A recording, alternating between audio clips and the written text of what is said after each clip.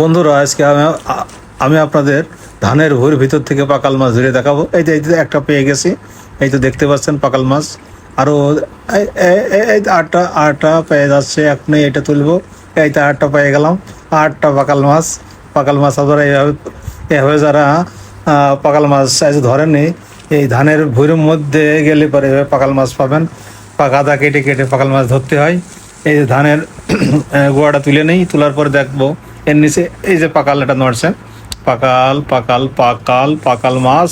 আপনারা পাকাল মাছ যদি না ধরে থাকেন, চলে আসবেন ধানের মাঠে চলে আসলে পাকাল মাছ পাবেন। পাকাল মাছ এইবার দেখা যায়। এই তো একটা পেয়ে গেছি। প্রচণ্ড মাছ আছে, প্রচণ্ড মাছ।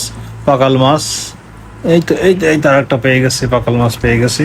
আপনারা এইভাবে পাকাল মাছ মারতে পারেন। আর বেশি কিছু দেখাচ্ছি না, এই পর্যন্ত শেষ করলাম।